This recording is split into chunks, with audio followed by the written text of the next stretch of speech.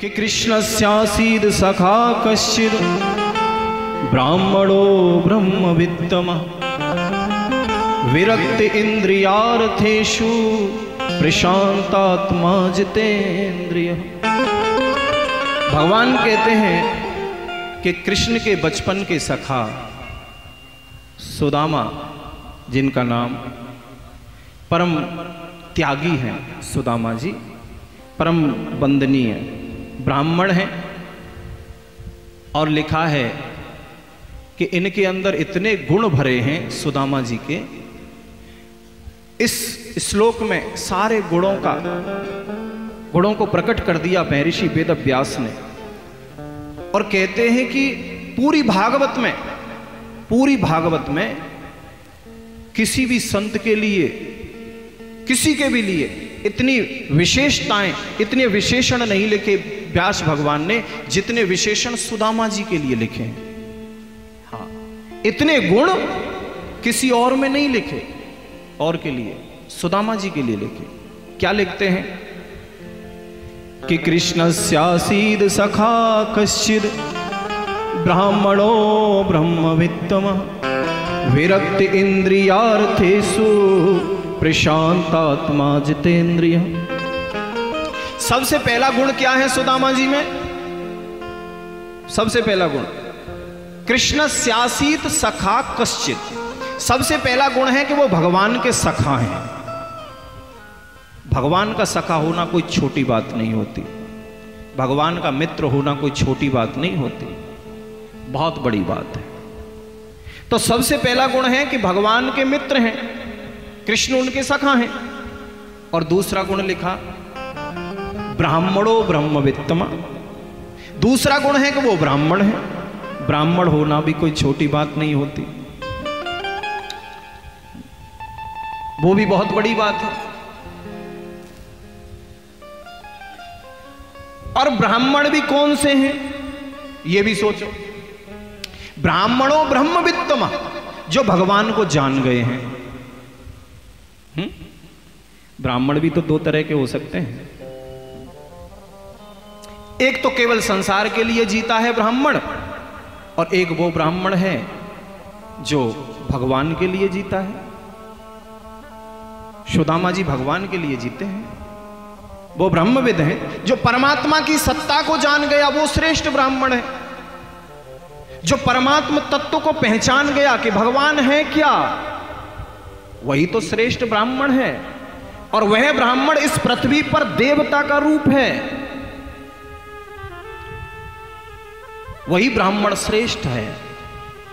सुदामा जी वही हैं। स्पष्ट लिखा है ब्राह्मणो ब्रह्मवित्तमः, जो परमात्मा को जान गए।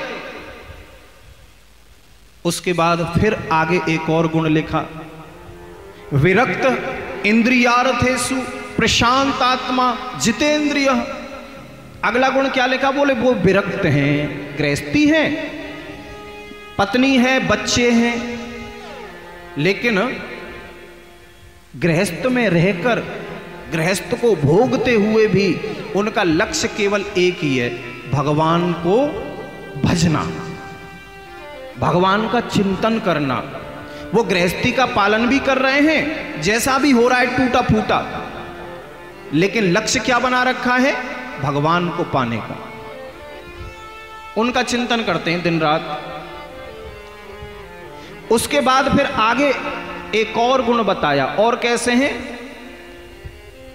विरक्त हैं। उसके बाद लिखा इंद्रियार्थेषु, इंद्रियों पर जिनका अधिकार है। इंद्रियों पर जिनका अधिकार है, यानी इंद्रियों को जो जीत चुके हैं। इंद्रियों को जीतना बहुत कठिन है, बहुत कठिन। हम लोग इंद्रियों के बस में होते हैं। आंखें जो देखना चाहती हैं वही देखते हैं हम, कान जो सुनना चाहते हैं वही सुनते हैं हम, जिह्वा जो कहना चाहती है वही कहते हैं हम, क्योंकि हम इंद्रियों के बस में हैं। हमें गंदा संगीत सुनना है, कान चाहते हैं गंदा संगीत सुने तो वही सुनेंगे। गंदा दृश्य देखना है इन आंखों को तो वही देखेंगे, क्योंकि हम बस में हैं। इंद्रियों को हम बस में नहीं कर सकते, हम इंद्रियों के बस में हैं। लेकिन यहां सुदामा जी के लिए क्या लिखा? इंद्रियार्थेषु, इंद्रियों को जो जीत चुके हैं, उनके अधीन नहीं है, इंद्रियां उनके अधीन हैं, उसको बोलते हैं इंद्रियों को जीतना। उसके बाद फिर एक और गुण लिखा, और कैसे हैं सुदामा जी? बोले प्रशांत आत्मा। प्रशांत आत्मा कैसे? बोले एकदम शांत हैं, एकदम शांत। कोई उनसे कुछ उल्टा सीधा भी बोल देता है ना तो मुस्कुरा देते हैं, हंस देते हैं, उनको कोई फर्क नहीं पड़ता, क्योंकि वो जानते हैं मान और अपमान ये शरीर का है, आत्मा का नहीं। कोई अपमान करता है हमारा तो वो हमारे शरीर का करता है, आत्मा का नहीं करता। फकीरी की स्टेज है, फकीरी की।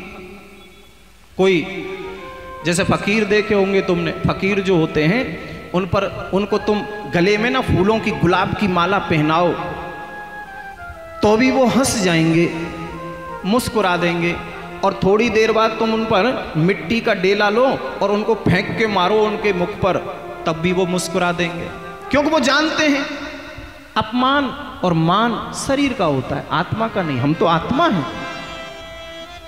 शरीर तो नष्ट हो जाता है, कभी भी हो सकता है, आत्मा नष्ट नहीं होती, आत्मा का नाश नहीं होता, वो अपरिवर्तनीय है, उसका कोई परिवर्तन नहीं है।